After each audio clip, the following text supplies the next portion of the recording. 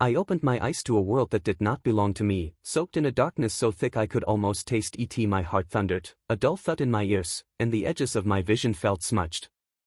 I was lying on something cold, wooden boards, maybe.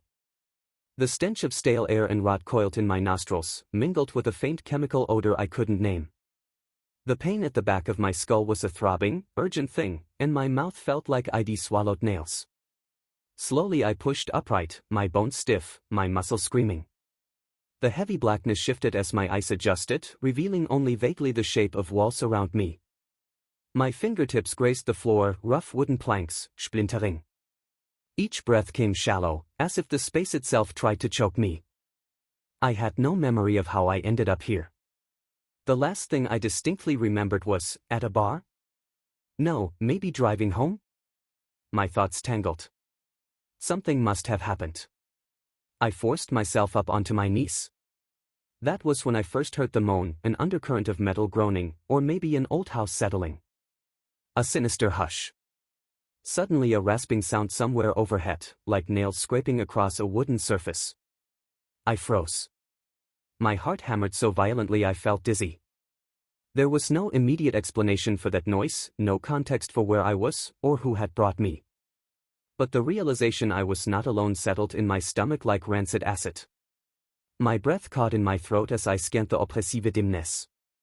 The walls, if they were walls, seemed aged, maybe wooden with random patches of discolored wallpaper. A single door shape glimmered faintly across the room. At least, I guessed it was a door, the faintest crack of something less dark than the rest, suggesting a boundary. My body shook with adrenaline. I crawled forward, uncertain if my legs would hold me. The boards under my palms felt warped, some nails protruding. One slip might tear my skin, but I couldn't remain in that corner. The air reeked of dampness and something else, something reminiscent of old sewage or decaying matter. My tongue tasted bitter fear. Every inch closer to that door felt infinite. My heartbeat hammered in my skull. Then a new sound froze me, footsteps overhead, slow, deliberate. The squeak of wood as weight shifted from one foot to another. A corridor or a second floor? The pattern was impossibly measured, as though each step was taken with calm purpose. There was a presence up there, patzing. A wave of panic crashed into me. I felt like an animal trapped in a cage. I had to get out, had to find a way. My throat was so dry that swallowing hurt, but I forced down the panic. I reached the supposed door. It had no knob from this side. Just a rectangular outline in the gloom. I pressed a shaking hand against it, rough, chipped paint under my fingers. My pulse soared as I realized there was no handle, no lock mechanism from within. Silence reigned overhead for a moment, and I let out a shaky exhale. Maybe the occupant had moved away. Perhaps they wouldn't realize I was awake, or so I hoped. I pressed lightly on the door, gently pushing with my fingertips. It gave about half an inch, then stuck. Possibly latched or blocked from the outside. My mind reeled. There must be some other exit, or a hidden window. I turned, scanning the walls. The darkness was near absolute, only a faint suggestion of shapes. Then I noticed something far to the left, a slight reflection, maybe metal catching an unseen glow. Cautiously, I edged toward it. The boards creaked beneath me. My breath caught every time the wood groaned, terrified I might alert whoever else lived here. As I neared that glint, the smell intensified, coppery, sour, reminiscent of old blood. My stomach churned. My trembling hand extended, and my fingertips brushed something cold and damp. I recoiled. The faint reflection came from a chain looped around what felt like an iron ring hammered into the plank floor. A large, dark stain spread around it, sticky in places. Dread pulsed in my veins. I did dare guess what fluid that might be. Footsteps upstairs resumed. Closer now. They passed overhead, descending a set of stairs, cluck, cluck, cluck, each step slow and measured. My blood ran cold. My mind screamed, height. But height where? The only furniture I sensed was a battered wooden crate in a corner, or I might wedge myself in the gloom behind some junk. But every second was precious. I found a small recess near one wall, half behind a leaning stack of musty boxes. My legs almost gave out as I crouched there, trying not to breathe audibly. My heart hammered so loudly I feared it might be heard through the floor. The footsteps approached the door from the other side. I heard a faint scraping of metal. Then a click. My entire being tensed. The door that had no handle from inside was being unlocked from the outside. I forced my hand over my mouth to stifle a panicked gasp. The doorknob turned, an invisible knob from my vantage. The door eased inward with a whisper of hinges. Light spilt in, a weak, sickly glow, perhaps from a single bulb in the corridor beyond. Enough to reveal the stained wooden floor, the chain bolted to that ring, the battered crate, and me, crouched just out of the direct line of sight behind a dusty box stack. I pressed myself as far back as possible, praying the darkness concealed me. A shape stood in the doorway. Tall, lean, wearing something that might have been an old apron or a tattered coat. Hard to see. The stench that accompanied him was sharper now, like a mixture of sweat, old meat, and antiseptic chemicals. My eyes fixated on his silhouette, and I realized he held something slender in his left hand, maybe a long piece of metal or a rod. Slowly, he stepped into the room. I couldn't breathe. My lungs burned from the effort of staying silent. The man's footsteps were as slow and deliberate as those I'd heard above. He paused near the chain and knelt. I heard the clink of metal as he inspected it, then a low grunt, almost disappointed. My stomach twisted. Was he expecting to find me chained there, unconscious? If so, he must realize I was free. My mouth went dry. He rose again, scanning the gloom. From my vantage, I caught a fleeting glimpse of his face, thin, eyes sunken in dark sockets, hair shaved close to the scalp. The eyes flicked with a predatory glint, searching. My heart hammered so loud I was certain he'd hear it. "Where are you?" he muttered, voice a gravelly whisper that made goosebumps rise on my arms. He took another step forward, turning slightly, the light from the corridor illuminating a portion of his face.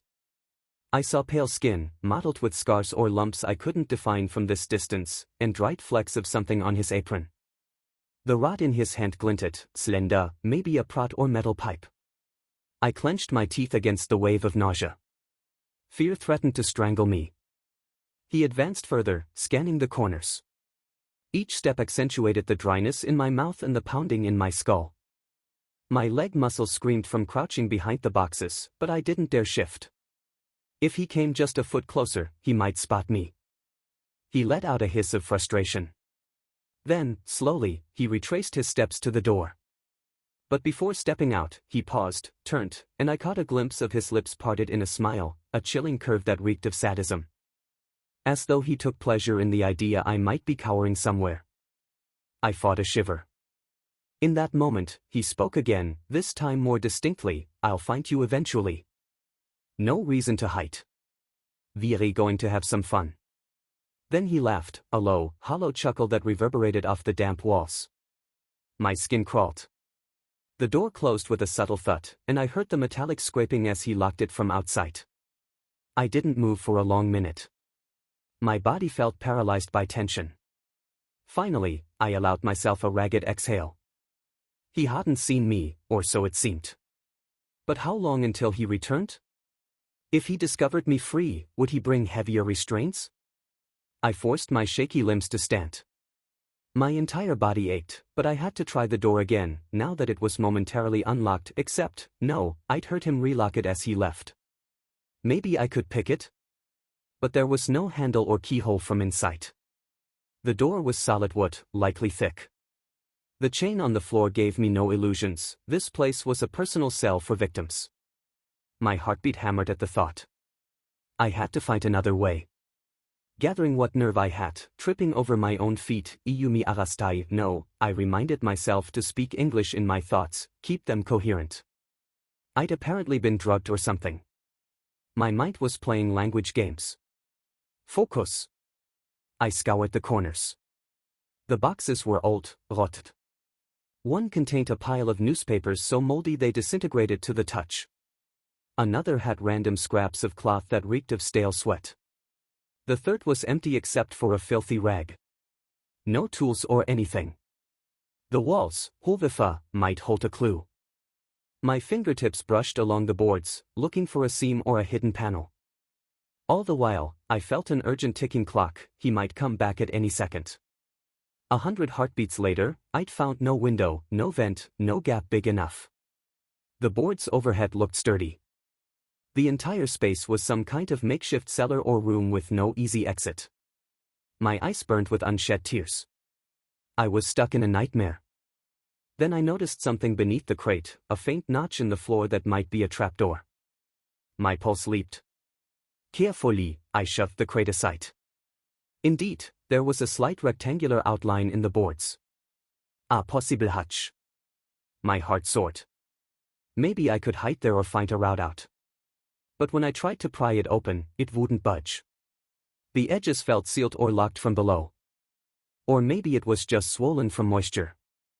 I tried using a broken piece of wood to wedge it, but it only chipped splinters. Frustration overwhelmed me. The footsteps above returned, patsing. I froze, half expecting him to barge in. But after a few minutes, the footsteps receded. He was still there, drifting through the house, maybe waiting for me to make a noise.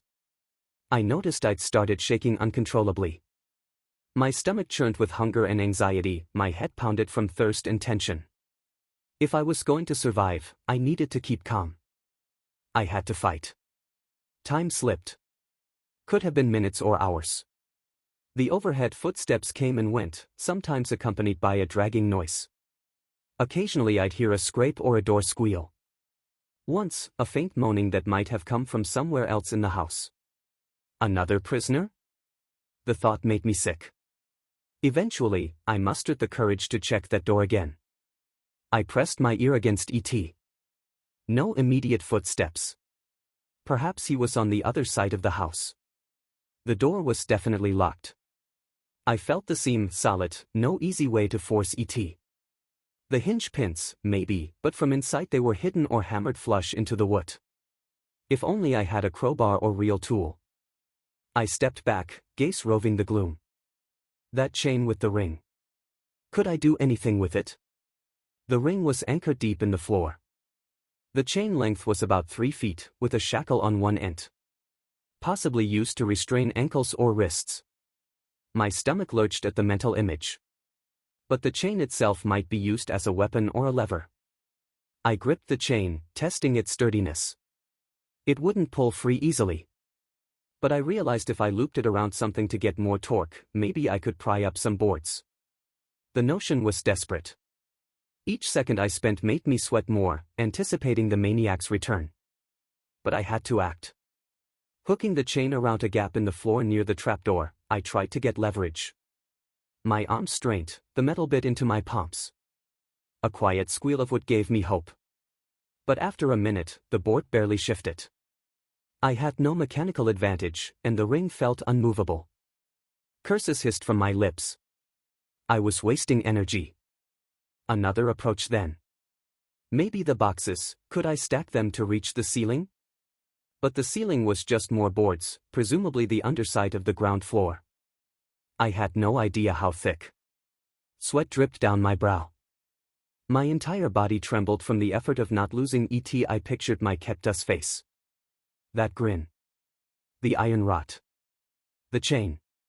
He had planned something horrifying for me, clearly. People like him.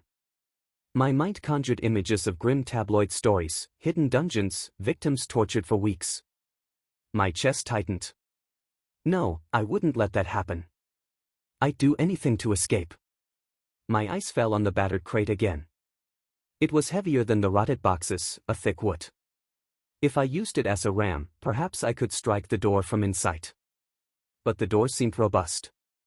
Still, maybe if I slammed repeatedly. The risk was immense. I'd create noise. He would come. But if it burst open, I'd have a chance. Indecision paralyzed me. The repeated footsteps overhead paused again, then resumed. My mind whispered, if you do this, he'll come. If the door doesn't give, he'll put you in chains and do unspeakable things. But if I don't do it, I'm just waiting to be captured anyway. I closed my eyes, inhaled shakily, and decided. I'd do a quick test, see if the door had any give. If it held fast, I'd abort. Summoning what strength I had, I upended the crate, angled it near the door. Then I pressed my back against the far wall and dashed forward, slamming the crate corner into the door.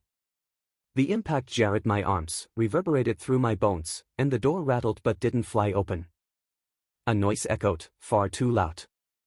My heart leaped into my throat. I strained to hear. Footsteps overhead quickened. He must have heard that. I had no time. With a surge of adrenaline, I ramped the crate a second time. The door shuddered, a small crack forming near the top hinge. But the lock area seemed intact. Footsteps were pounding down the hallway overhead. He was coming. Panic soared in me. Another blow might break the hinge. But I might not have time. My arms ached. Could I hide again? He definitely hurt. No, if he found me with the crate, I'd be finished. My only shot was to keep ramming, hoping the door would yield. I took a breath, flung my full weight behind the crate for a third strike. The corner dug into the door near that weakened hinge. With a splintering crunch, the hinge gave way partially. I felt a surge of triumph. Then the doorknob from the outside rattled. He was unlocking E.T. A jolt of terror shot through me. The door was locked, yes, but I'd compromised the hinge. I heard him bark something guttural, cursing. The lock clicked. The door stuck, half off its hinge. Summoning everything, I bashed the crate one final time. A chunk of wood parted from the jamb. The door jerked outward, tearing from the top hinge with a shriek of nails. The man behind it gave a startled yell. I lunged forward, slamming my shoulder into the splintered door. It flew open enough for me to see him, shock in those sunken ice. He brandished the rod or pipe. Our gazes locked, adrenaline blazing in my veins. I didn't wait. I crashed the crate forward, smashing into his midsection. He grunted, doubling over, but his hand lashed out, the rod scraping along my arm. I yelped in pain as it tore my skin. Warm blood trickled, but I forced the crate at him again. He stumbled back into a dim corridor. A bare bulb overhead cast flickering shadows on stained walls. My head spun from the surge of violence, but I had to keep going. I saw a staircase behind him leading up. Another door to the left. Possibly a path out. The maniac was half-crouched, spitting curses, trying to swing the metal bar at my legs. I jumped back just in time, nearly losing my footing on the threshold. The corridor floor was old linoleum, cracked and filthy. I stepped sideways, bracing for another attack. The man rose to his full height. He was tall, a foot taller than me. His eyes glowed with rage. I glimpsed the tattered apron, dark patches that might be dried blood. The reek turned my stomach. My grip on the crate faltered, it was unwieldy. He advanced, brandishing the rod. Desperation flared. I flung the crate at him, forcing him to parry with the rod. The wooden crate smashed partially, board snapping. It gave me a split-second advantage. I lunged past him, bolting toward the door at the end of the corridor. My shoes skidded on something sticky. He roared, twisting around, swinging the rod. It missed my head by inches. My pulse hammered. The handle of the corridor door turned in my grip, but it was locked. I let out a ragged sob. This place was a labyrinth of locked exits. He lunged behind me, grabbing my shirt. I spun, tearing free. The rod whipped by me, scraping my ribs. Pain shot through me. I shoved him with my elbows, a savage, clumsy move. We both nearly fell. My chest heaved, panic fueling me. Up the stairs, maybe. That was the only open route I saw. I dashed for the staircase. He was right on my heels, breathing like a beast. My feet pounded each step, the banister shaky. The stench grew stronger up here, some acrid chemical smell. My head reeled. Another corridor at the top, lit by a single flickering bulb, walls lined with peeling wallpaper. 4 doors. Could one lead outside? Or was I moving deeper into his domain? But I had no choice. At the top landing, I turned left to the nearest door. No time to think. I twisted the knob. It opened, unlocked. my heart soared. I slipped inside, slammed it shut, and flicked a small metal latch I spotted. Immediately, he banged the door from outside. The room was a bedroom turned charnel house. A battered bed frame, stained mattress, rusted clamps at the corners. My stomach lurched at the suggestion. Shelves lined the walls, cluttered with jars of nameless substances, shards of bone, bits of flesh in murky fluid. My mind rebelled at the reality. The walls were scrawled with symbols, random scribbles in something brownish. My breath caught. He hammered the door, screaming curses. The latch rattled. Time was short. A single window near the far wall, dirty glass, mostly boarded up from the outside, but maybe there was a gap. I rushed to it, half gagging at the reek of old gore. The boards outside pinned the window from the exterior. I yanked anyway, but it was firm. The glass itself was dusty, set in a rotten frame. Could I break it? Possibly. But I'd need force. Behind me, the door splintered as he pounded. The hinge started giving. If I tried to break the window with my bare fists, I'd slash my arms. But there, on a shelf, a large glass jar. I grabbed it, ignoring the squishy lumps inside, and hurled it at the window. The glass shattered with a crash, shards and foul liquid spraying. The boards behind still blocked a portion, but I'd created an opening large enough to push. He burst into the room, nearly toppling. I glimpsed his face contorted in insane fury.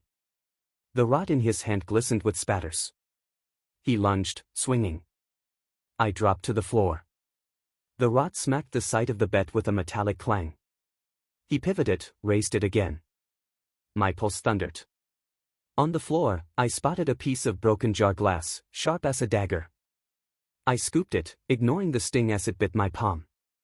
As he brought the rod down, I rolled away. The rod slammed the floor, splintering boards. With a desperate cry, I slashed at his leg with the shard. He howled, blood soaking his pant leg. Anger flared in his eyes. He kicked my wrist.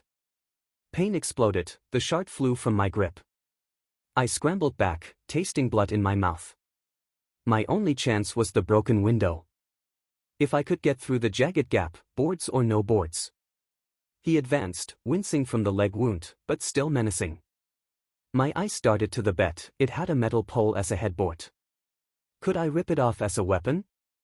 Probably no time. He lunged once more, rod overhead. I kicked upward, a clumsy blow at his knee. He stumbled, cursing, crashing into the corner shelves. Jars toppled, smashed. A Stench of rotting matter soared. He roared in frustration. This was my moment. I dashed to the window, ignoring the shards jutting out. The gap was maybe a foot wide. If the boards outside had a slight space, I might squeeze. The maniac roared behind me. Without thinking, I forced my torso through the shattered glass frame. My shoulders scraped raw on broken edges, slicing my skin. Pain burned, but I kept pushing. The boards outside angled, there was a wedge of space. I squirmed, ignoring blood oozing from my arms and chest. He seized my ankle, yanking me back. I clutched the outside board, screaming. With a final convulsion, I kicked backward, my foot connecting with his face or chest.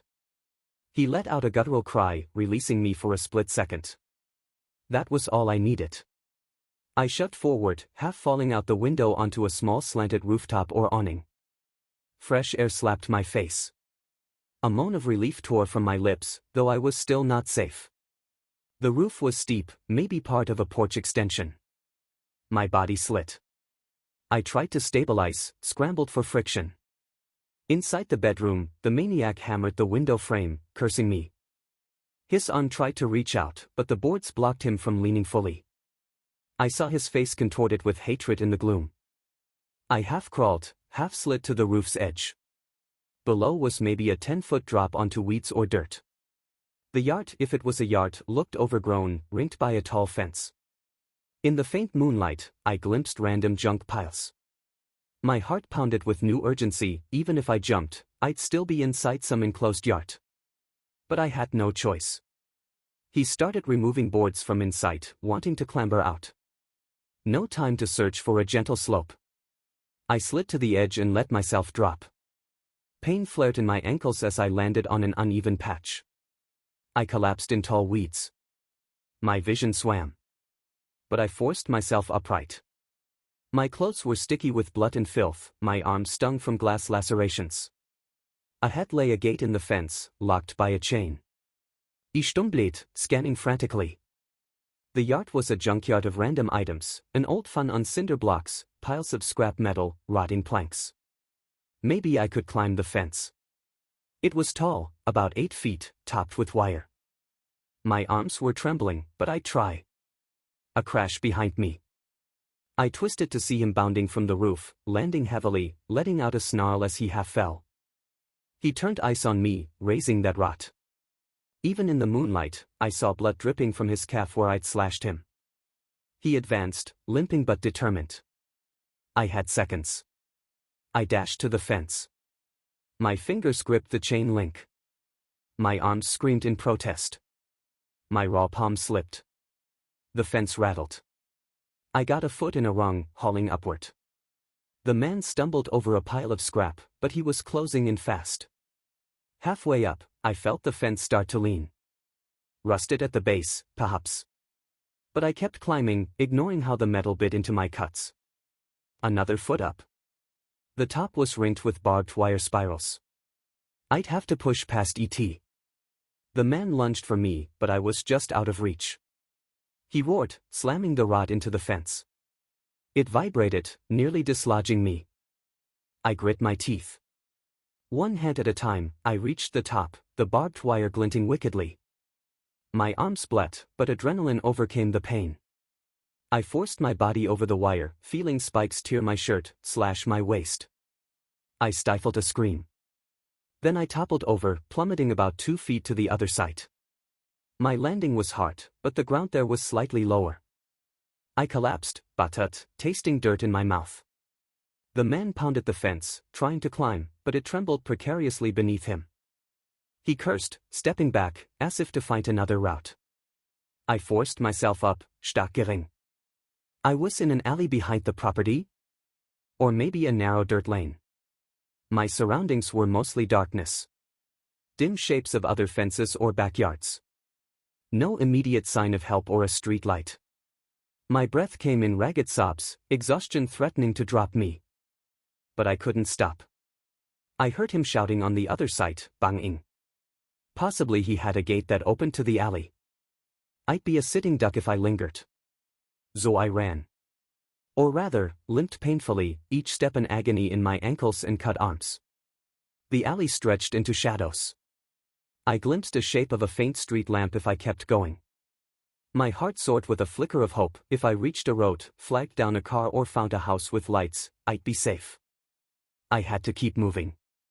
Each yard or fence I passed looked deserted, silent. Overgrown weeds, no barking dogs, no lights. A hush that felt unnatural. The entire area, how remote was it? My footfalls echoed in the night hush. My chest burnt. I risked one glance back, no sign of him, but I heard a clang. Maybe he was scaling the fence at a different spot. I pressed on, ignoring the pain. Finally, I emerged onto a dilapidated road, barely paved, with old street lamps spaced white. Most were dead. One flickered about half a block away. Ruined sidewalk, a few boarded-up houses. My sense of dread was suffocating, as if I'd stepped from one nightmare zone into a bigger ghost town. Still, no time to question. I stumbled in the direction of that flickering lamp. Maybe I'd find a phone booth, a passing car, anything. Blood trickled from the gashes on my arms. My clothes were tattered. If I saw anyone, they'd probably recoil in fear. But I'd beg them for help. Behind me, faint cursing. He was on the street now, maybe 50 yards away. I could see a silhouette in the gloom. My heart lurched. I'd never outrun him if he had a vehicle or if my injuries slowed me further. I pushed harder, punting. As I neared the lamp, I saw a battered sign, Pinewood Avenue. The houses flanking it were dark. Some had broken windows, others looked sagging. This was an abandoned neighborhood. Perfect for a predator to keep victims. My mind reeled. but I couldn't stop. I turned onto Pinewood. The lamp overhead flickered, revealing cracks in the asphalt. A single twisted oak grew by the sidewalk. Then, miracle. A faint glow in an upstairs window of a house on the corner. Possibly inhabited. My battered legs carried me that way. The man's footsteps behind me grew distinct. He was gaining. I forced myself to holler, "Help! Please help!" My voice was hoarse, a rasp. But maybe someone inside that lit house would hear. My blood pounded, terror mingling with a desperate hope. I saw a gate around that corner house. The porch had a small light. I stumbled up the path, ignoring the spike of pain in my shin. I banged on the front door, shouting, "Please, open up, I need help." My voice cracked. My entire body trembled from adrenaline and blood loss. No immediate answer. I hammered again, tears threatening. The man was close, maybe yards away. I could hear him, a hiss of rage. Then a slender glimmer of movement behind me. I risked a glance. Yes, he was limping up the walkway, rod in hand, a savage grin on his face.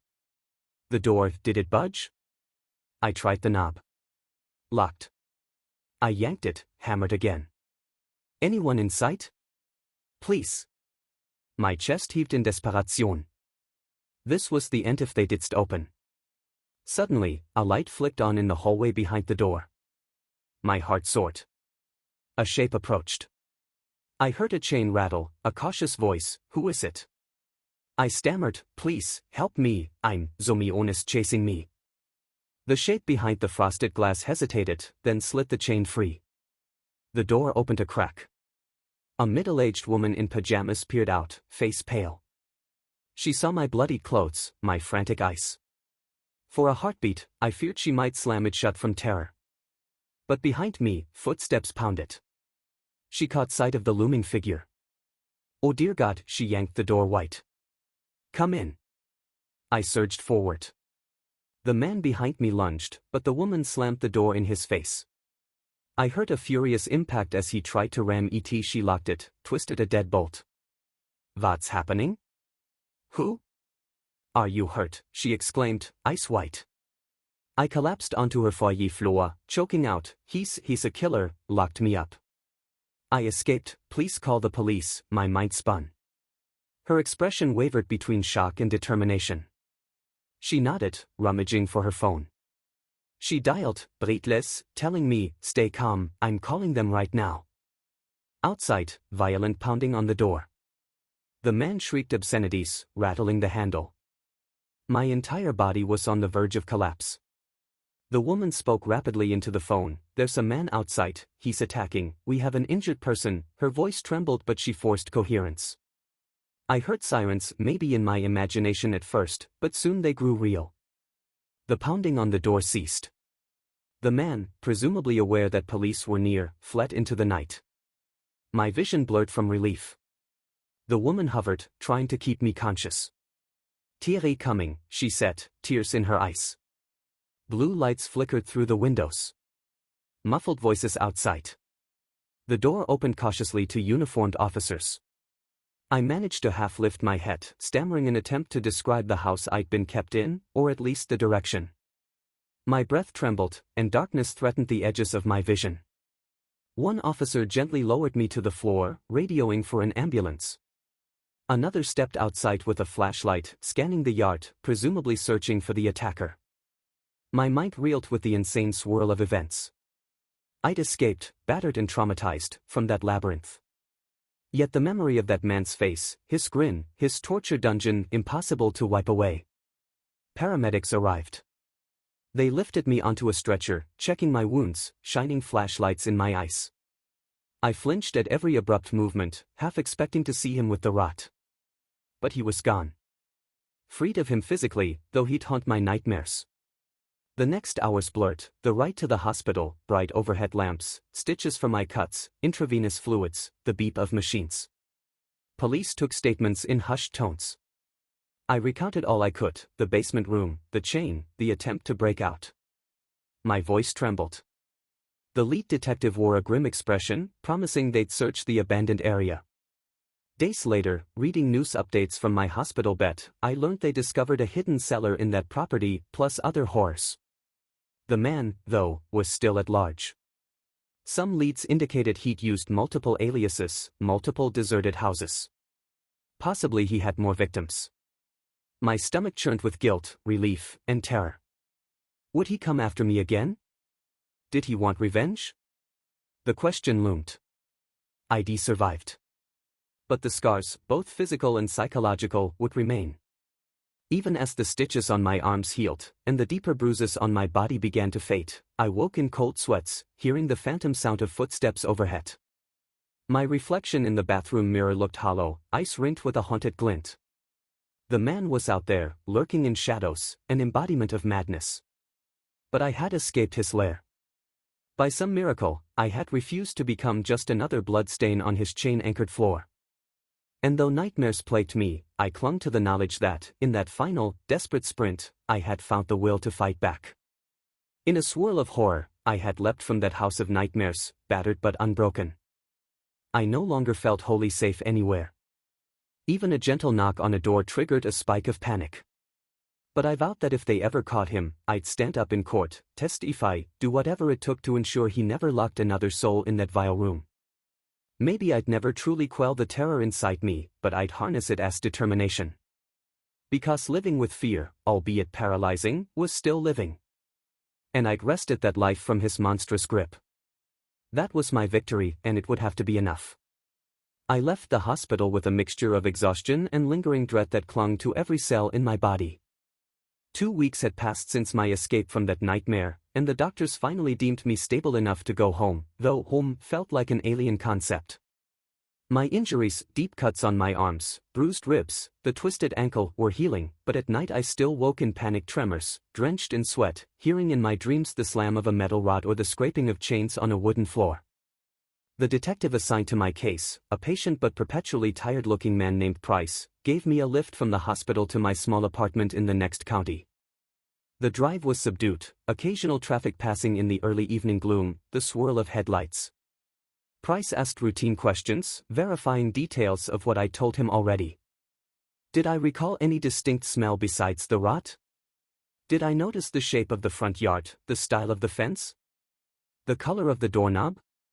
I offered anything I could, though so much was hazy. I'd been half-drugged or in shock at times. Still, he pressed, desperate for a lead. I peered out the window, the passing lights reflecting on the glass. My reflection stared back, gaunt, ice-ringed by shadows. A shell of my old self. After a moment, I turned to Price. Have you found anything else, like evidence of other victims? I asked softly, the question tying my stomach in knots. Pritz's jaw tightened. We found remains, he admitted. Forensics are still sorting it out, but it looks like there's a chance multiple people were kept there. Some of the remains are old. Possibly months, maybe years. The property was an abandoned home, no official owner on record. Another building in a similarly abandoned block. We suspect the occupant hopped from house to house. He's quite adept at evading detection. A chill slid down my spine. So he's still out there. Price nodded, exhaling. We're trying. But we haven't pinned down his name. We have a broad physical description from you, plus partial footprints. The locals in that area apparently avoided lots of vacant structures, no stable community. It's made it easy for scum like him to operate. His knuckles tightened on the steering wheel. If you remember anything else, no matter how small, it might help. My throat felt thick. I'll do my best. Memories flickered, unbidden, his shaved scalp, the scars along his arms, that cunning grin. But they were disjointed images rather than anything truly identifying. My mind had been in survival mode, not memorizing license plates or features. We arrived at my apartment complex, 3 stories of drab brick, rusted railings, a meager parking lot. Price helped me with my meager hospital bag. My neighbors' windows glowed here and there, the faint hum of TV sets. I'd never been so relieved and yet so uneasy to be in a familiar place. The detective lingered by the door. You have my card, he said gently. Any sign of trouble, anything suspicious, call me right away. Don't open the door to strangers. If you re up for it, we'd like you to come by the station tomorrow to look at some mugshots, see if anyone rings a bell. I forced a small nod. I understand. Thank you. My voice was hoarse. I stepped inside, flicking on the overhead light. The air smelled stale, as if I'd been gone for months, not weeks. The detective gave me a final, concerned look and departed, his footsteps echoing down the corridor. Standing there alone in the entryway, I felt a surge of conflicting emotions, relief at not being in that monstrous house, terror that the maniac might find me, guilt for the unknown fates of others less lucky than me. My body trembled. The walls of my apartment, usually so bland and comfortingly normal, felt claustrophobic. My single living room, small kitchenette, short hallway to a bedroom and bath, it all seemed vulnerable, as if he could slip in at any moment. I forced myself to check each window, each lock. My bedroom window latched, the bathroom window latched, door locked. I tested the deadbolt on the front door thrice. Satisfied but still anxious, I sank onto the couch. My sight ached from the bruised ribs, so I carefully reclined, eyes drifting to the ceiling. How surreal that just 2 weeks ago, I'd had an ordinary life. Now the smallest creak or shadow made my heart skip. I dozed off in that position, shoes still on, haunted by half-dreams. Sometime later, maybe an hour, my phone's ring jarred me fully awake. Heart racing, I fumbled for ET. The clock read 11:12 abends. The caller ID was unknown. My stomach twisted. Could it be Price? Or a spam call? Or someone else? My pulse hammered. Slowly, I answered, breath shaky. Ha, hello. A moment of silence crackled on the line. Then breathing. My chest constricted. I whispered a second greeting. The breathing continued, almost a rasp. Then a click, and the line went dead. My body broke into tremors. Was it him? Or maybe just a random telemarketer? But that breath, it felt too pointed, too malicious. I sank forward, clutching the phone. Don't panic, I told myself. He can't possibly have your number, can he? But a voice inside me whispered, he's cunning, you saw how methodical he was. Fear not at my gut. I texted Detective Price, letting him know I'd gotten a suspicious call. He responded quickly, VLL check with your phone carrier. Keep me updated. If you get any more calls, try to record them. That offered little comfort, but at least I wasn't alone in the suspicion. I spent the night in a swirl of half-sleep, every noise magnified. Once, I startled awake, convinced I'd heard that rod scraping on the outside of my door. But no, the hallway was empty. Sometime near dawn, I drifted into an exhausted slumber. The next morning, a pale dawn light illuminated my cramped living room. I woke with stiff muscles and a headache. The dream images were already fading, an endless corridor, a door with no handle, a chain dragging behind me. My chest was damp with sweat. I forced myself upright. Time to face the day. I'd promised I'd go to the police station. That was priority. Showering was an ordeal. The water stung the healing cuts, and the steam conjured the memory of rancid warmth from that basement. I clamped my eyes shut, breathing slowly, telling myself I was safe. The scalding water felt both cleansing and punishing. Afterward, I wrapped fresh bandages around my arms. The deeper slash near my ribs had staples, so I was extra careful. The reflection in the mirror revealed a haggard figure. I hardly recognized the timid expression. But there was nothing to do but push forward. Outside, the sun brightened a clear sky.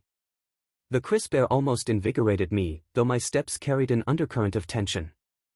My car, an older sedan, sat dusty in the parking lot. I checked it thoroughly for any sign of tampering before getting in, my new normal, apparently. The engine sputtered, then roared to life. The radio was silent static. Usually, I'd put on music, but now I just craved quiet. I'd had enough mental noise for a lifetime. At the precinct, I was greeted by Price, who escorted me to a small, bleak office lined with file cabinets. A detective I hadn't met introduced herself as Mills. She had kind eyes in a direct manner, and she spread a series of photos across the desk, dozens of mugshots, some color, some black and white, of men with various builds, ages, hair lengths. Take your time, Milt said gently. If any face triggers recognition, let us know. Even a partial match might help. My stomach fluttered. The memory of his face was so vivid yet intangible, a nightmare shape. I scanned the pages one by one, straining for familiarity, the jawline, the shaped scalp, those sunken eyes. But none matched exactly. Some had a passing resemblance in terms of build, but the eyes were wrong or the scars missing. After nearly an hour, I'd found nothing conclusive. My frustration was palpable. Milts consoled me, we'll keep searching other records. We have contacts out of state. If he's operating across lines, we might find him eventually. Eventually. That word stung like salt in a wound. I forced a nod. I want to help any way I can. My voice sounded small. Price patted my shoulder. We discussed filing an official statement. I repeated my story for a typed record. The process took another hour. By the end, I was exhausted mentally, but I'd done what I could. Price walked me out. VLL keep you updated. Meanwhile, try to rest. Maybe see a therapist about the trauma. The department has resources if you need. I thanked him, grateful but hollow. In the parking lot, the sun was higher, the day startlingly bright, as though mocking the darkness I carried. My phone buzzed with a text from an unknown number. My heart hammered. Could it be him again? With sweaty palms, I opened ET. The message read, I see you. Are you sleeping well? No signature. My pulse spiked. I quickly showed Price. He frowned, took a screenshot. We can request a trace, but if he's using a burner phone or an anonymous service, we might not get far, he murmured. Don't respond, let us handle ET. Nerves frayed, I drove home, glancing repeatedly in my rearview mirror. Did a battered pickup behind me look suspicious? Or that black sedan? Paranoia suffused me.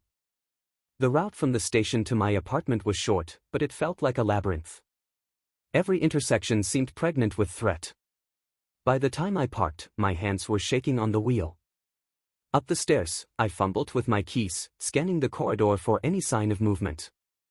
The air felt stale again. I locked myself inside, setting the chain lock, then sank onto the floor, pressing my back to the door as if to hold it shut with my body. My phone showed no new messages, but it hardly mattered. The fear had lodged itself in my brain, an unwelcome tenant that wouldn't leave. Time crawled. I tried to distract myself, watch some mindless TV. Nothing stuck, I flicked channels. Informatials, reruns, nothing overcame the suffocating terror. Eventually I made instant ramen, the first meal I'd had since morning. My appetite was minimal, but I forced the noodles down, reminding myself I needed strength. Around 6 Uhr abends, Detective Price texted, no luck tracing that text. VLL keep at ET, please be vigilant. My nerves spiked again. Vigilant, like I had a choice. The notion of him prowling out there, watching me, made my chest tight. That evening, exhaustion pulled me into a doze on my couch. This time, the nightmares were sharper. I dreamt I was pinned to that stained mattress in the old bedroom, the man's rod tapping methodically on my chest, the distant chain rattling. I woke in a jolt, tears on my cheeks. The clock read 9 Uhr abends. My apartment was silent. My phone lay on the coffee table, unlit. No messages. In a surge of adrenaline, I decided I needed to do something. I couldn't just rot in fear. Maybe I'd go for a short walk around the block, get fresh air, prove to myself I wasn't a prisoner in my own home. The idea both terrified me and felt necessary. I'd bring my phone, keep an eye out. The city streets were somewhat lit, not an abandoned ghost area. If he tried to approach me here, he'd risk attention. Right? I changed into comfortable shoes, zipped a hoodie over my bandaged arms. Checking the hallway was empty, I stepped out, heart thrumming. The building's corridors smelt of cooking spices, faint laundry detergent. My neighbor's door was cracked open, a faint TV glow in sight. I forced a smile if they glanced. Then down the staircase, out the front entrance. Night air kissed my face. The streetlights along the sidewalk flickered, but the traffic on the main avenue was a reassuring hum. A small convenience store's neon sign glowed at the corner. I inhaled deeply, telling myself this was normal life. I walked slowly, ignoring the twinge in my ankle. The city was not deserted. Cars passed, a couple strolled. I offered a polite nod. They nodded back, unkoncernet. The normalcy was surreal. Halfway around the block, near a dim patch between two streetlights, I paused. Something made me tense up, a presence or a flicker of motion in the corner of my eye. I turned. A figure lurked by a parked car, half overshadowed. My heart pounded. But it could just be someone rummaging in their trunk.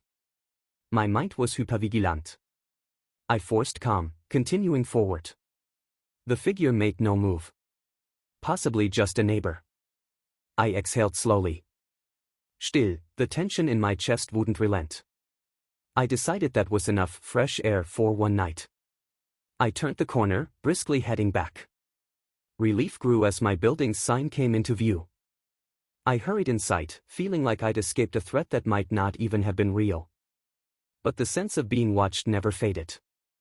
I repeated this existence for a few days, the psychological war of wanting to carry on with daily life, grocery shopping, picking up a prescription, attempting to watch a movie, while a voice inside me shrieked that any stranger might be him in disguise. The police station visits continued, me scanning more photos, none matching exactly. Price grew more concerned each day. The phone calls and texts from unknown numbers came sporadically, each one delivering a shot of adrenaline that left me trembling. Breathing, sniffing, or just dead air. Once a single typed message, "I haven't forgotten you. Miss me." 3 nights in, I woke at 2 Uhr nachts to a scuttling noise outside my door. At first, I froze, listening. Then it repeated like a faint scratch or scrape near the threshold. I grabbed a kitchen knife, my heart in my throat. Slowly I approached the door, pressed my ear. The noise had stopped. My phone in the other hand, ready to dial 911, my pulse hammered so loud I could barely hear. Then a soft metallic click. My breath caught. Was someone picking the lock? Fear soared. I made a split-second decision to flick the hallway light switch inside my unit, so my silhouette wouldn't appear if he forced the door open in darkness. The bright overhead lamp flooded my living room. My eyes stung at the glare. The scraping resumed. Then abruptly, it ceased. Silence. I hovered, every nerve screaming. Another minute passed. My phone clenched in sweaty fingers. Finally, I dared to peek through the peephole, no movement. Should I call the cops? Or maybe it was a random neighbor. But at 2 Uhr nachts? That made no sense. Quietly, I unlatched the chain and turned the deadbolt, cracking the door half an inch. My heart hammered. If he was out there, I'd see him. The corridor looked empty except for flickering fluorescent lights. I exhaled in shaky relief. Then my foot brushed something on the floor. A small slip of paper. I bent, retrieving it carefully. A single line scrawled in black marker, "Little bird can't hide in the nest forever." I slammed the door shut, breath hitching in terror. That handwriting might as well have been a venomous snake. Everything about it felt personal, mocking. He'd found me. He'd come to my door while I slept. My knees nearly buckled. I stumbled back, called Price's cell with trembling hands. No immediate answer, so I left a panicked voicemail. Then texted him a photo of the note. Within half an hour, 2 uniformed officers showed up. I let them in, shaking. They examined the corridor, found no sign of forced entry. The note was bagged as evidence. They offered to patrol the area, keep an eye out. I stared at them, wanting more definitive action, but what more could they do if the man had vanished into the night? At dawn, Price came by, looking grave. He felt certain this was the same perp. The MO of psychological torment matched. He promised I'd get increased patrol presence near my building, but suggested I might consider relocating temporarily. "He's fixated," Price said grimly. We can't guarantee your safety if he's determined. Relocating. That meant letting him chase me from my home.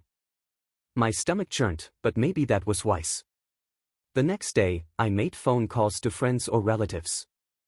I had a cousin in a neighboring state, but we weren't close. Still, it might be an option. Meanwhile, I started packing a small suitcase, just in case.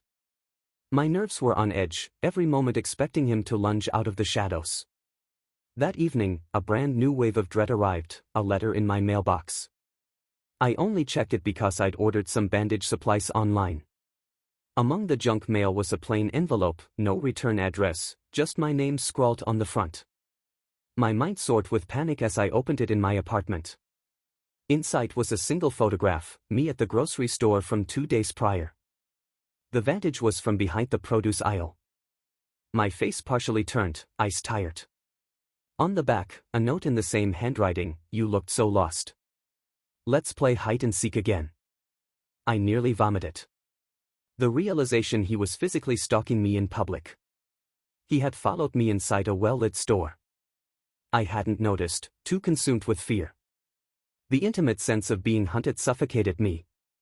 My chest seized with panic so intense my vision darkened around the edges. I sank to the floor, forcing slow breaths. I dialed Price again, voice cracking as I recounted what I'd found. He told me to hold tight, that an officer would come to collect the photo. Then, in a quieter tone, he said, "I really think you should get out of town for a while. This guy is escalating. VLL keep investigating, but you're in immediate danger." Tears burned my eyes. I'd been fighting to preserve some normalcy, but it was clear, the man was fixated on recapturing me or tormenting me, maybe both. My pride warred with survival instincts. But I couldn't keep living like a cornered rat, jumping at every sound. So I stuffed clothes and essentials into a duffel bag that night, blinking back tears at the thought of abandoning my apartment, my bed, my daily routine. The uniformed officer arrived, took the photo, made notes, asked a few questions. Then he left. The building felt ominously silent. Next morning, with my bag loaded, I started my car. I'd drive to my cousin's place 3 hours away. I'd called him the night prior, explaining a stalker situation without diving into the full horror. He agreed I could crash on his couch for a bit. My plan was to text Price the address so the cops could contact me. The engine rumbled. My body shook. Pulling out of the parking space, I felt a prickle on my neck, like being watched. I glanced around. No suspicious vehicles, no figure lurking. Just the morning sun cresting over the rooftops. Yet the sense of ice on me persisted. I forced the car onto the street and began the drive, 1,000 anxieties swirling. I replayed the route in my head, checking the rear view for a tail. Possibly I'd just become paranoid, but I'd seen how cunning he was. An hour passed. My car soared along the highway, farmland occasionally rolling by. The tension lessened fractionally. Another hour, and I'd cross county lines. The radio softly played, a talk show about local politics, which I half ignored. Then a beep, my phone signaling a text. Nervous, I flicked my eyes down at the screen in its dash mount, an unknown number. My chest tightened. Against my better judgment, I tapped to read. "You think running solves anything? I'm closer than you think." My heart hammered. My sweaty hands gripped the wheel. The highway stretched empty ahead. My eyes darted to the rear view. A few cars back, a dark SUV, a battered old truck. Could either be him? Or neither? My mind spun. I pressed the gas, speeding up. Anxiety bled into panic, making it hard to breathe. Another beep, same number. "Pull over. Let's talk." "Fuck," I whispered, tears burning. I dialed Price, voice trembling. He answered on the second ring. I explained the text, my location. He told me to head straight to the nearest state police station off the next exit. I agreed, scanning the signs. I'd do exactly that. My speed soared. The battered truck behind me kept pace. Was it random? Was he following? The next sign indicated a rest area in 2 miles, police station maybe 4 after that. My phone beeped again, speeding won't help. A wave of dread hammered me. That truck behind me might be him. I had to do something. The road was too empty for me to lose him easily. My foot pressed the accelerator more. The engine growled. The truck also sped up. I'd confirm it was tailing me if it matched every lane change. I switched lanes abruptly. The truck hesitated, then switched. My stomach dropped. Definitely following. I told Price, voice shaking. He said, "Do not stop. Continue until you reach that station. I'll alert them." I nodded, ice flicking over the mirror every second. The truck was maybe 3 car lengths back, grimy, tinted windows, no front plate. My mind conjured his face behind the wheel. 1 mile. The panic soared. The truck roared closer, maybe trying to nudge my bumper. I changed lanes again, weaving around a slow sedan.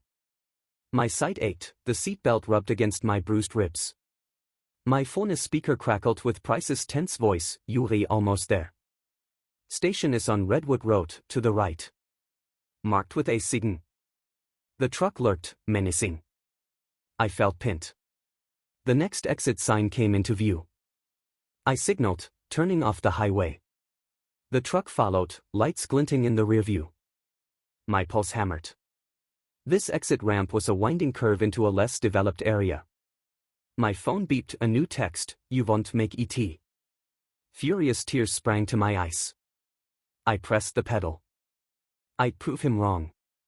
At the bottom of the ramp, a lonely intersection. I saw no immediate building labeled as the station. The directions from Price indicated a short drive along Redwood. My gaze flicked to the mirror.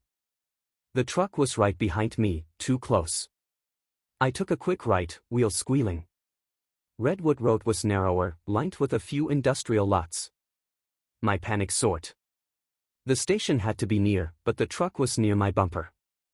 Then, at last, I spotted a squat brick building with a small sign, State Police Substation. A couple of patrol cars were parked. Relief swelled in me. I veered into the lot. The truck slowed outside the entrance. My tires screeched to a halt near the substation door. An officer, alerted by radio presumably, emerged with a hand on his holster, scanning. I half fell out of my car, breathing raggedly. The truck lingered at the curb. Then, before the officer could react, it peeled away with a roar. The policeman sprinted forward, but the truck merged into traffic, gone. I collapsed to my knees on the asphalt, tears burning. The policeman helped me in sight. Another wave of statements. They put out a bolo for a battered truck, partial plate from a dash cam I had. The local troopers were tense, but also looked uncertain. He had a million ways to vanish. The station had me wait in a back room, an officer offering me water, calling Price. It was all a blur. My mind whirled, I'd nearly been run off the road. This was real. He wouldn't stop. Price arrived within an hour, equally rattled. He repeated that I should find a safe house or go to my cousin's, but maybe I'd need a police escort. The dread in my chest thickened. Even that might not deter him forever. He was fixated, unstoppable. Eventually, Price arranged for me to stay at a small hotel near the station, so I'd be under partial watch. I complied, though the idea of a motel room felt only slightly better than staying alone. I no longer had illusions of safety. If the man had resources or cunning, he might locate me again. But it was my best bet. The troopers promised to keep an eye on my car, to run extra patrols. They insisted I'd be safer here than driving alone into the unknown at night. So I ended up in a nondescript motel room, peeling wallpaper, a stiff bed, musty smell of stale cigarettes masked by cheap deodorizza. The door had a chain lock, which I used, plus a flimsy bolt. I barricaded it with a chair just in case. The single window faced a parking lot that was half empty. I parted the curtains an inch, scanning. A single trooper in a cruiser sat near the entrance, presumably on watch. That gave me minimal comfort. My phone buzzed. I nearly dropped ET, but it was Price texting, "We got partial plate from your dash cam." Checking leads. Hang tight. I typed back a thanks, though the words felt hollow. Then, for hours, I just sat in that motel chair, arms hugging my knees, scanning random TV channels. My cuts throbbed, the bandages needing changing soon. My head pounded from unrelenting tension. Sleep threatened but felt too dangerous. If I dozed, I'd be back in those nightmares. Near midnight, the ache in my body forced me to lie down. I braced a chair under the doorknob. My phone was on silent but vibrate, face up on the nightstand. The table lamp glowed softly. If I closed my eyes, I'd see him. But eventually, fatigue overcame me. My eyelids sagged. Sometime deeper in the night, I awoke with a start. The room was dark, my lamp had gone out. My heart lurched. The power might have failed or a fuse blew. The hallway light under the door was also absent. Everything pitch black. I froze. My phone's screen glowed faintly, showing 3:07 nachts, then it vibrated. A text. I stared, dread building. My fingers fumbled for ET. The text read, knock knock. At that exact moment, a gentle knock on my door. I gasped, nearly dropping the phone. The corridor outside was presumably dark. My mind raced, maybe the trooper? Or the killer? My pulse hammered. Another knock, more insistent.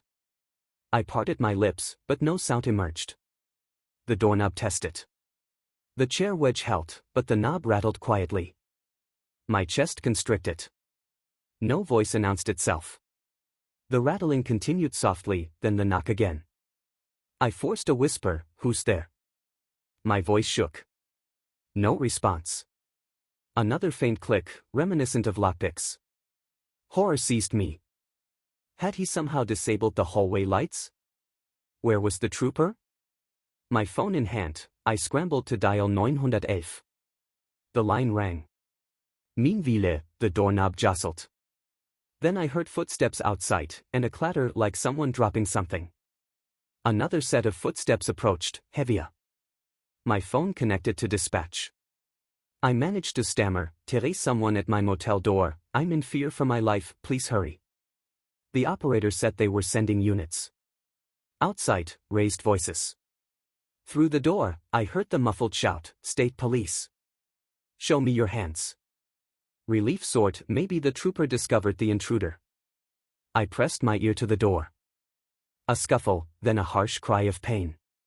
Something banged into the door from outside, nearly dislodging the chair wedge. I stumbled back.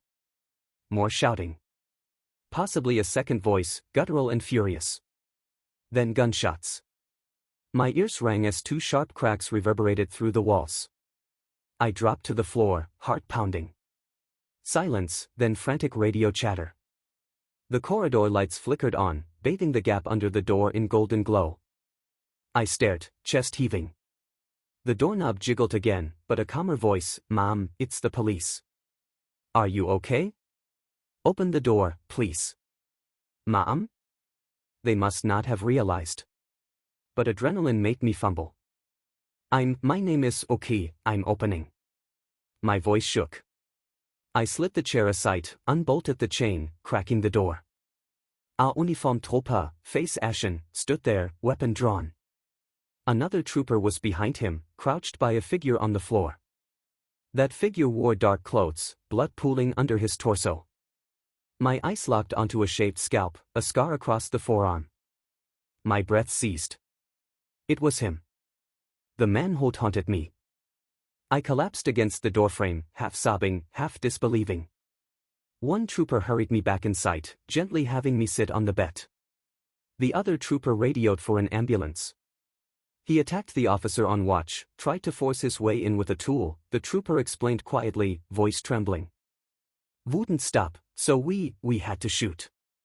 I stared, tears blurring my vision. "Is he dead?" The trooper's face was grim. "We're not sure. The ambulance is on the way." Outside, I heard them administering first aid, chest compressions, barking orders. My heart hammered with conflicting surges, relief, horror, shock.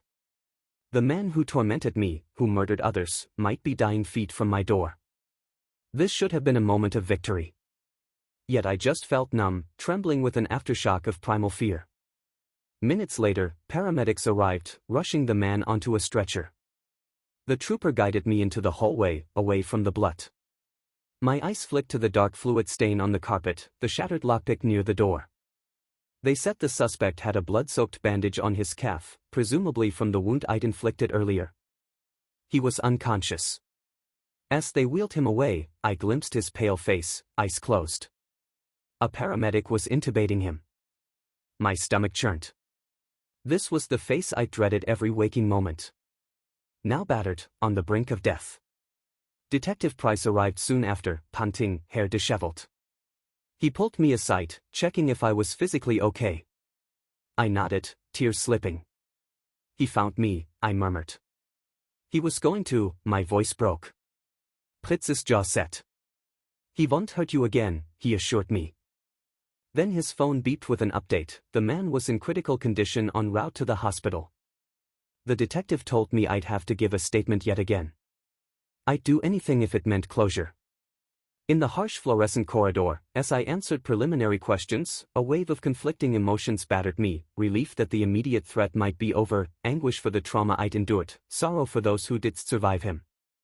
I felt the tears streaming silently. By dawn, I learned the suspect died on the operating table from multiple organ damage.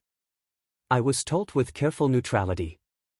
Price watched me carefully, perhaps expecting me to rejoice or break down. I merely nodded, numb. A paramedic had explained that he never regained consciousness. My monstrous tormentor, gone. A finality that felt almost anticlimactic. The aftermath was surreal. Pavok, questioning, the media sniffing around for a lurid story. The police insisted I remain at the station a couple days for protective custody until they confirmed there was no accomplice. Eventually, forensics confirmed the man's prints linked to the House of Horrors. He had multiple prior IDs, none official. The case quietly closed. But for me, it wouldn't close so easily. My bandages might come off, stitches eventually dissolving, but inside, the nightmares festered. I found a quiet corner in the station's break room, gazing at the worn tile. Price approached, handing me a styrofoam cup of coffee. I wrapped trembling hands around it. He offered a sad smile. "You're free now," he said gently. "He can't ever come back for you." I nodded, tears threatening again. "He's gone." "Yes."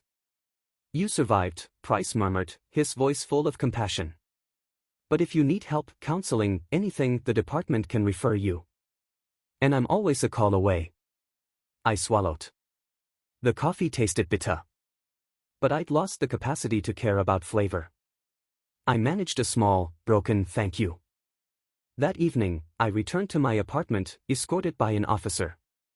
The knowledge that my captor was dead should have let me exhale in relief.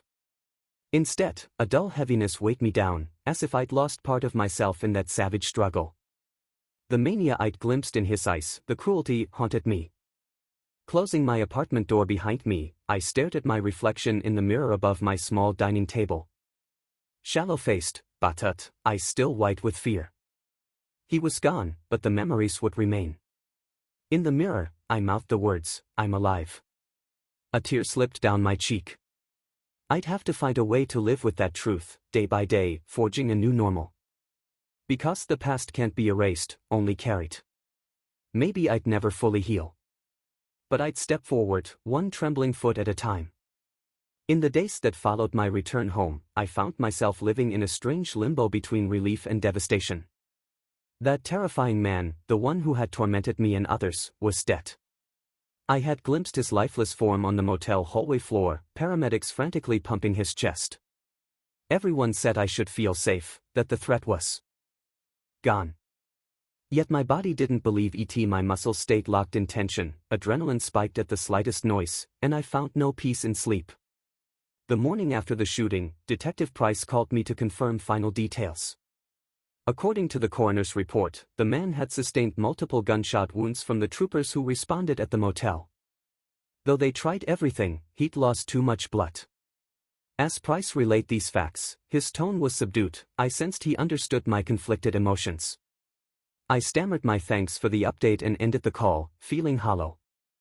This was closure, in theory, yet the fear still gnawed at me. I caught myself flinching whenever the phone rang, half expecting to hear that rasping voice or see a mocking text. Each time a knock sounded on my apartment door, whether a delivery or a neighbor, I froze, heart hammering, until I peered through the peephole. Twice, I woke from nightmares so real that I lunged from the bed, convinced I was again in that chain-bound basement. If the slightest sliver of reason tried to soothe me, he's gone. Truly, I couldn't fully absorb ET. Trauma had a stronger grip than logic. Detective Price urged me to see a trauma counselor. At first, the idea made my stomach clench. I didn't want to talk about the horrors, or conjure them up again. But I realized that burying the experiences would only deepen the nightmares. After a few restless nights, I gave in. Price gave me a contact, Dr. West, who specialized in victims of violent crimes. Reluctantly, I scheduled an appointment for the following Monday. That weekend, I wandered my apartment in a daze. I tried small tasks, watering my neglected plants, cleaning out the fridge that had turned into a rancid science experiment while I was hospitalized. My injuries still ached, the slash on my rib area forced me to move gingerly, and my arms, scabs pulled tight whenever I lifted or bent them. Each time the pain flared, it jolted me back to that moment I'd slashed him with glass, or he'd hammered me with that rod. Friends texted me, tight-heard vague rumors that I'd gone missing, then reappeared in the hospital. I did share details. My best friend, Kara, insisted on visiting. Sunday afternoon, she arrived with a bag of groceries. She was a bright presence in my gloom, hugging me gently to avoid pressing on my bandages. Her eyes brimmed with concern. "Oh my God, you look so pale," she said softly. I was so worried. "Why didst you call me sooner?" She set the groceries on my kitchen counter, rummaging for a kettle to brew tea. My throat felt tight. I couldn't deal with explaining everything, I murmured. "It's been a nightmare. I just needed space, I guess." She nodded, tears threatening in her eyes. "It's okay. I'm just so relieved you're safe now." She pressed my hand. Then her gaze flicked to the bandages. "Does it hurt much?" I shrugged. "Sometimes. The worst is the nightmares, not the physical stuff." My voice quivered. She gave me a sad, understanding look. We sipped tea, talking about mundane things for a while, her job stress, a TV show we used to watch. My battered mind welcomed the normal conversation. For an hour or so, I felt a glimmer of warmth. But then, the door buzzer sounded. My heart jumped. Kara frowned. "Expecting someone?" I shook my head. We both rose. My body tensed. I glanced through the peephole. A man in a uniform stood outside, but not a police uniform. He wore brown cargo pants, a simple badge pinned to his shirt. Some kind of courier or city worker? Wariness tugged at me, but it seemed innocuous. The man was middle-aged, with a receding hairline. I cracked the door, chain still in place. "Yes." He gave a polite nod. "Good afternoon, Mom. I'm with city maintenance. Vivi had reports of a water line issue on this property. Need to inspect your bathroom fixtures, if possible." He held up a laminated ID, though from my vantage I couldn't read the fine print. My gut twisted. "Was this legit?" Kara hovered behind me. She whispered, "Everything okay?" The man noticed her, gave a neutral smile. My paranoia soared, but I told myself not everyone was a threat. Possibly the landlord had authorized ET still. I wanted confirmation. "1 second, I said, shutting the door. I called the front office of my building. The manager said yes, city maintenance was checking water lines. They should have an official ID. My shoulders nodded slightly. I told Kara I'd let him in but keep an eye out. She agreed. Unlatching the chain, I opened the door. The man introduced himself as Steve, gave a friendlier smile, stepping in with a small tool bag. My gaze flicked over his face, searching for any sign of the horror I'd grown used to. But he seemed normal, a bit tired, maybe bored with his job. "Bathrooms that way?" he asked politely, and I nodded, gesturing down the hall. I offered to show him, Kara trailing behind, both of us anxious. He tested the sink, the shower drain, took some notes. "We might need to come back next week if we confirm a pipe replacement," he said, finishing quickly. "Thank you for your time, sorry for the inconvenience." I forced a tight smile. "No problem." He left, and Kara exhaled a laugh at our tension. "Oh God," we both so on edge. I nodded, relief loosening the knot in my chest. For a moment, it felt silly how paranoid I'd become. Then I reminded myself how real the threats had been. Kara soon departed, leaving me with leftover groceries. I sank into my couch, weary. At least I'd handled a normal visitor without meltdown. A small step, maybe. Next morning, I drove to Dr. West's office. The building was a beige, nondescript structure in a medical park. My stomach fluttered as I parked, feeling half sick. I'd never done therapy. But the alternative was letting nightmares devour me from within. Inside, a receptionist greeted me kindly. I waited in a quiet lounge, fiddling with my phone. The minutes dragged, tension building. Then a door opened, and a warm voice called my name. Dr. West, a slender woman in her 50s, invited me to sit on a comfy armchair. Her office was softly lit, with pastel walls, a large window letting in natural light. No harsh overhead lamps or sterile vibe. She introduced herself with calm empathy, explaining we could go at whatever pace I felt comfortable. I nodded, swallowing. I tried to speak, but the words clotted in my throat. She noticed my struggle, gently prompting me to share as much or as little as I wanted. So I began haltingly, describing how I'd been abducted, waking in that basement. My voice trembled as I relived the chain on the floor, the stench, the long footsteps above me. She listened intently, no shock on her face, only compassion. Tears slipped down my cheeks when I reached the part about escaping and the later stalking. Dr. West passed me tissues, letting me pause. We spent the session exploring how trauma can manifest, hypervigilance, nightmares, flashbacks. She taught me a grounding technique, identifying objects in the room by color or shape whenever panic threatened to overwhelm. It felt weird, but I recognized the value. By the end, though drained, I sensed a faint seed of hope that maybe I wasn't irreparably broken. Outside, the midday sun glared.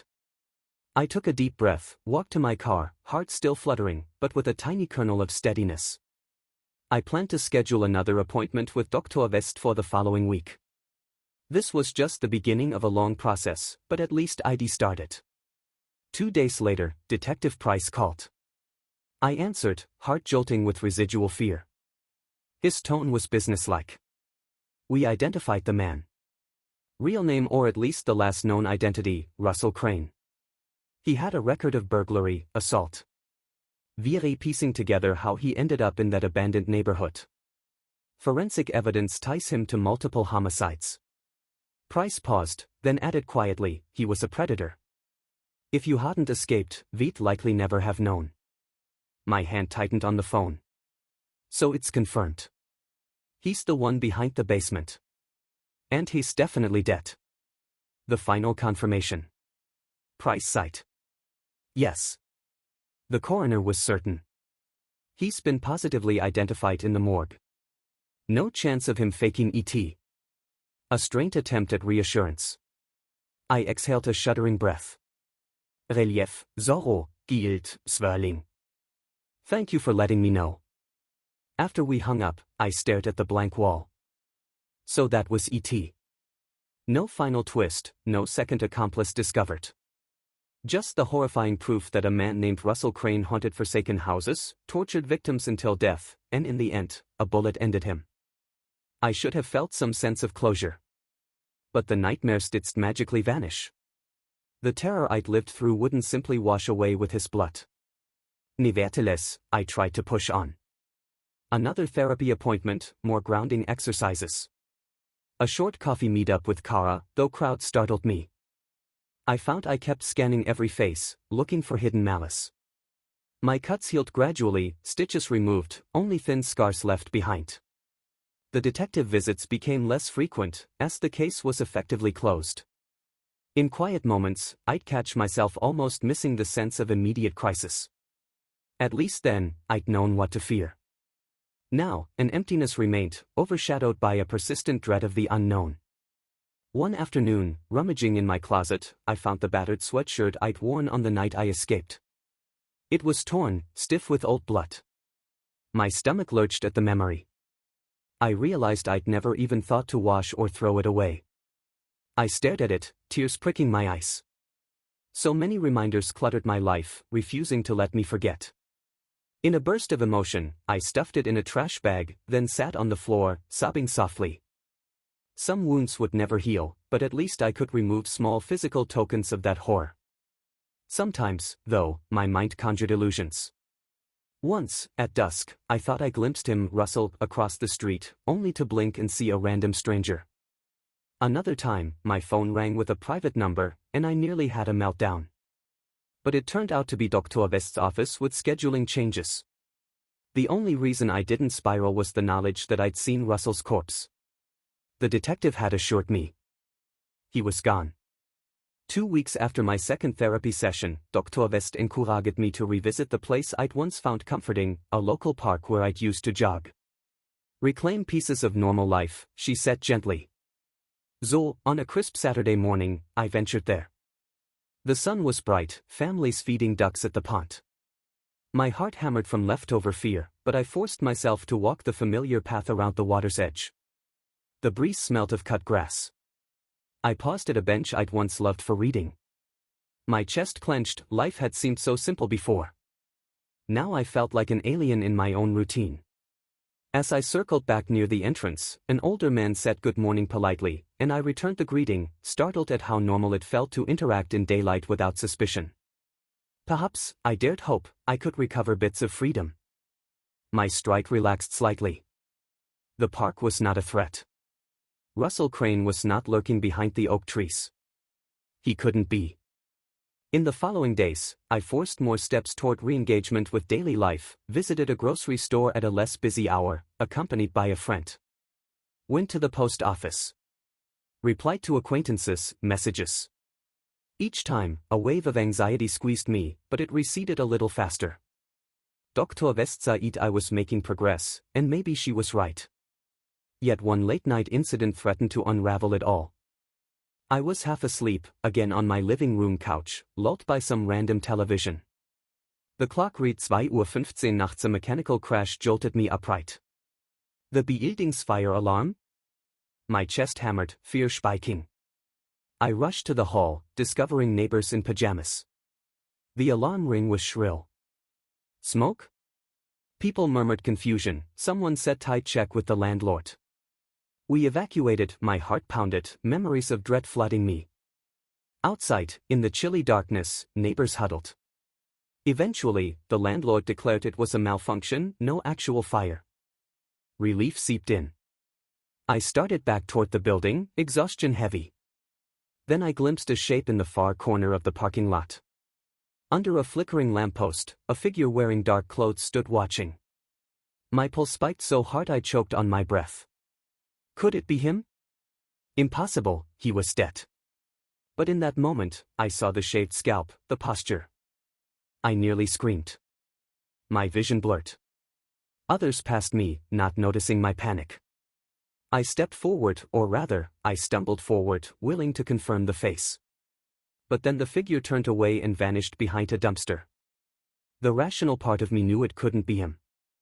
Yet the terror was too real. My knees trembled so badly I could barely stand. A neighbor approached, concerned. You okay? I mumbled something incoherent, retreating to my apartment once they gave the all-clear. The rest of the night, I lay awake, mind shrieking that I had seen him. But that was madness, a ghost conjured by trauma. Right? Or was it some random bald occupant who had no clue the havoc it triggered in me? The rational side insisted it was just paranoia. Still, sleep evaded me, and I spent the hours pacing, tears of frustration stinging my cheeks. This was the cost of surviving his torture. Apparently, I'd never fully trust my senses again. Next therapy session, I relate this story to Dr. West, voice shaking. She nodded compassionately. This is common in PTSD survivors. Visual hallucinations or illusions of the perpetrator. You experienced severe trauma. Our goal is to guide you to recognize these triggers and ground yourself in the reality that you are safe now. Safe. A word that felt ephemeral. But with repeated practice of the techniques she taught, I found incremental improvements. I'd sense that spike of panic, then force myself to observe something in the environment, the color of a chair, the texture of the floor. I'd recite quietly, "He's gone. He's not behind me. I am safe." 1,000 times a day, it became a mantra. Over the next weeks, the nightmares grew less frequent. I ventured out more, reclaiming small joys, a quiet coffee shop on a weekday morning, a short movie matinee with a friend. My bruises faded, leaving faint scars. The bullet that ended Russell's life had also ended his hold over my physical world, though the psychological scars remained. Summer gave way to early autumn. Leaves turned gold, a crispness in the air. Detective Price checked on me periodically, letting me know the case files had concluded that type matched Roselle's DNA to multiple cold cases. The families of those victims found a semblance of closure, though in the ugliest way. Price once said, "Despite everything, you gave us the key to solve so many mysteries. You saved future lives." I tried to accept that, though guilt for not saving the others still pricked my conscience. One early autumn afternoon, I decided to drive past the outskirts of the city for a scenic route, seeing the changing foliage. A sign for a quiet county park beckoned. Impulsively, I turned in, parked near a trailhead. As I stepped into the hush of rustling leaves, I felt a pang of fear. Memories of isolated places no longer felt relaxing. But I breathed in the crispness. Step by step, I followed the leaf-strewn paths. No one else was around, the sunlight dappled between branches. About 100 yards in, I paused by a small wooden bench. The trees stood tall, a mild breeze drifting. I shut my eyes, focusing on the rustle of leaves, the smell of earth, the brush of wind on my cheeks. My heart pounded at first, the old terror threatening. But I tapped a grounding trick, naming 5 things I could hear: see, feel, smell, taste. Slowly, tension receded. He was not behind me.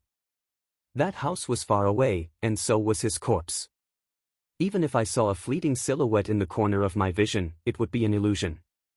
I let out a slow exhale, shoulders sinking. For the first time in many months, I felt a small, genuine sense of peace but in my chest. Not total, not permanent, but a reminder that life after horror can blossom with enough time, therapy, and stubborn hope. Russell's nightmares had consumed me, but he no longer had power to impose new harm. The rest was my journey forward, albeit scarred. I returned to my car as the sun dipped west, and I realized I'd spent nearly an hour in the woods without a meltdown. Tears welled, but they were tears of complicated relief. The path to healing stretched long, and I'd never forget the stench of that basement or the squeal of those boards. However, I wasn't powerless. Step by step, day by day, I'd reclaim what was stolen. Back home that evening, I journaled for the first time since it all happened. Dr. Westhardt recommended it as a tool to process memories. My pen shook, but I wrote about the real finality of seeing him shot, about the ghost glimpses I'd had, about the fleeting peace in the autumn woods. The words poured out in a messy scrawl, and I found myself sobbing halfway through, but it felt cleansing. No matter how monstrous Russell had been, I was alive. The others he took never got that chance. For their sake, I wanted to live fully, however painful the process. That night, I slept in my own bed, for the first time without waking in a cold sweat. A minor victory. In the morning, the sun filtered through my curtains, and I blinked awake, heart steady.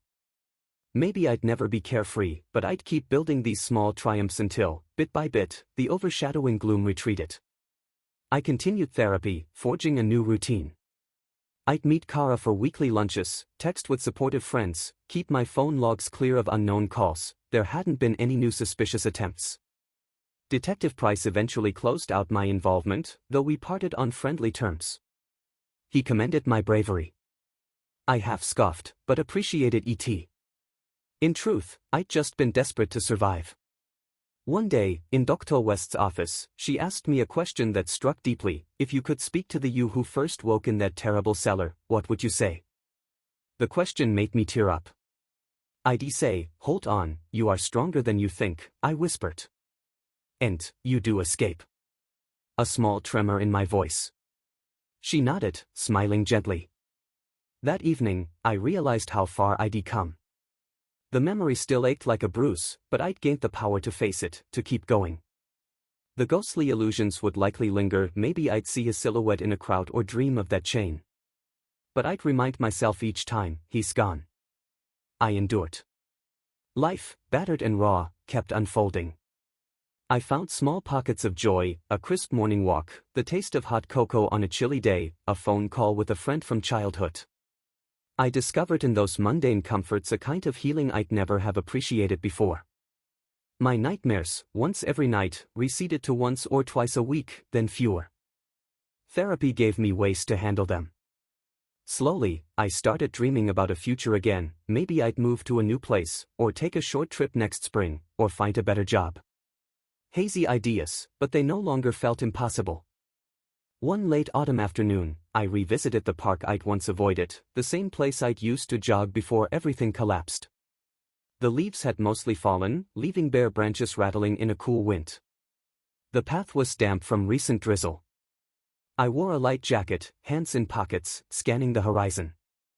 My heart fluttered but not in pure panic. I breathed the crisp air. Freed from that monster's presence, I had a right to be here. At a certain bend, I paused at the bench where I'd last sat with old illusions. Now, it was just a bench. I took a seat, letting the wind tease my hair. My reflection in a puddle at my feet looked older, lines of tension still faintly etched, but I recognized that I'd survived something unimaginable. Time wouldn't erase the scars, but I'd carry them forward, forging new meaning from survival. A soft beep from my phone pulled me from my thoughts. For a flash, old dread tensed me, but I saw the screen, a text from Dr. West confirming next week's session. My lips curved in a small, genuine smile. The intangible ghosts receded. He was gone, truly gone.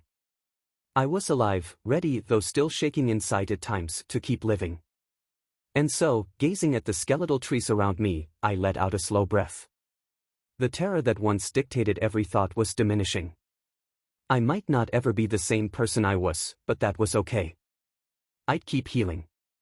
The wind murmured through the branches, and I closed my eyes, letting that gentle hush remind me that, after unspeakable darkness, life could hold quiet, luminous moments. I opened my eyes again, and the bench, the trees, the path, none of it resembled a nightmare. It was just the real world, flawed yet still offering me a place. I stood up, exhaled once more, and walked onward, each step reclaiming ground from the horrors that sought to imprison me.